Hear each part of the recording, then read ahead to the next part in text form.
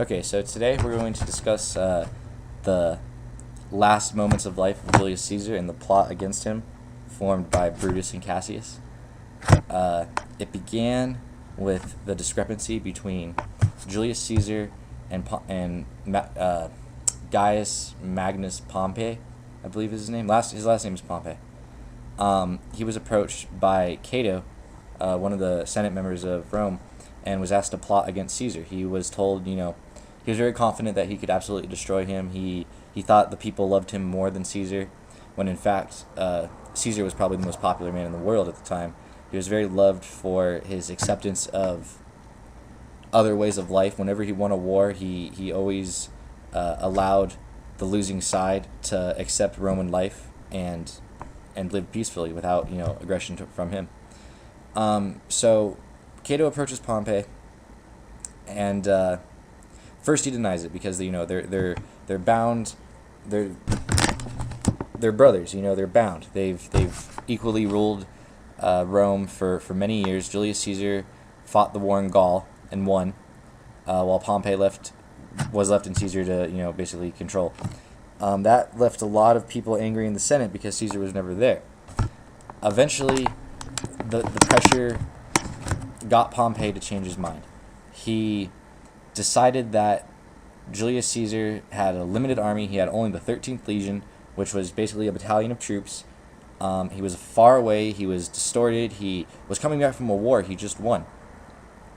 And might I add, the reason he's coming back from the war is because he finds out that Pompey is showing aggression. So he burns his camp and marches towards Rome.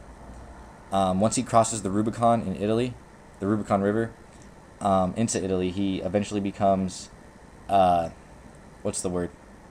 A rebel, a deserter maybe? I don't know. But crossing the Rubicon was the official declaration of war against Pompey, because he had his army, he was marching towards Rome. He got there.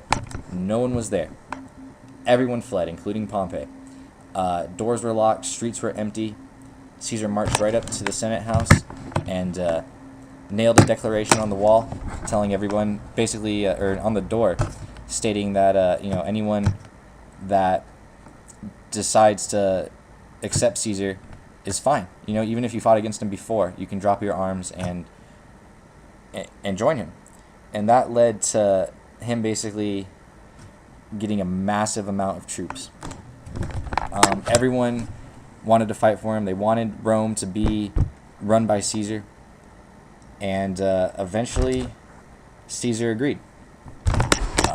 Pompey, Cassius, Brutus, Cato, and who's the last one? My favorite one. Crap. Cicero. All of them fled to, I think, north towards like Sweden, but I'm not positive. And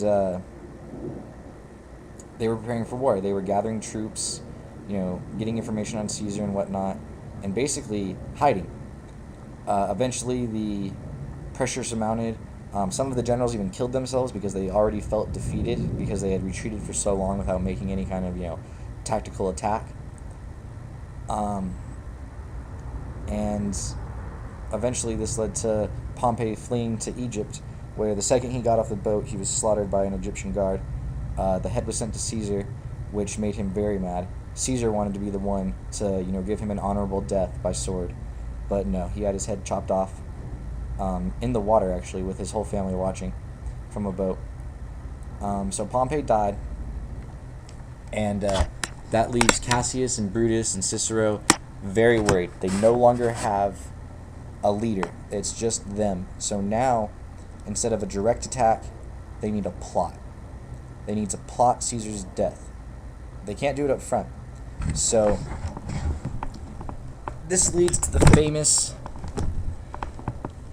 topic of the play Julius Caesar, where Brutus and Cassius decide that Caesar needs to die. In reality, it wasn't just them. Pretty much, they got the entire Senate on their side.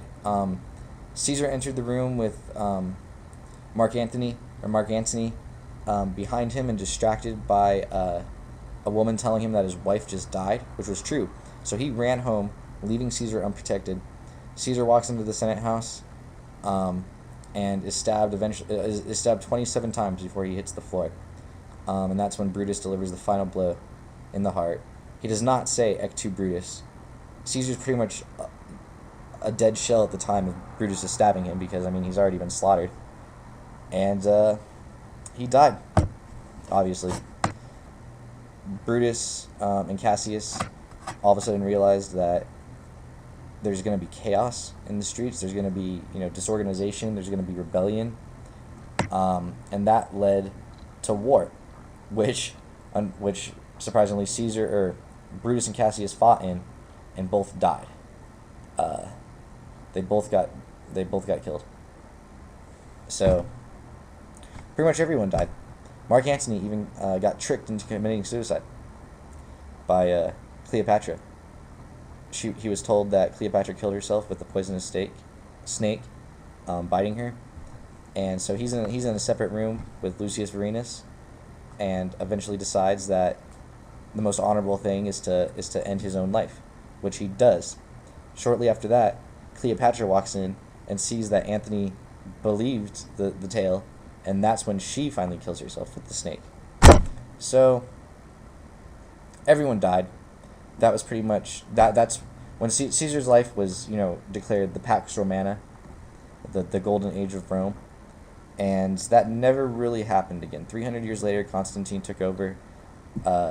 He brought Christianity to the nation, rejected the dozens of gods that the Romans prayed to, and brought Christianity. Made it not a crime even before Christians used to be crucified. So yeah, I mean that's pretty much it. The death of Julius Caesar and the fall of Rome in 7 minutes and 5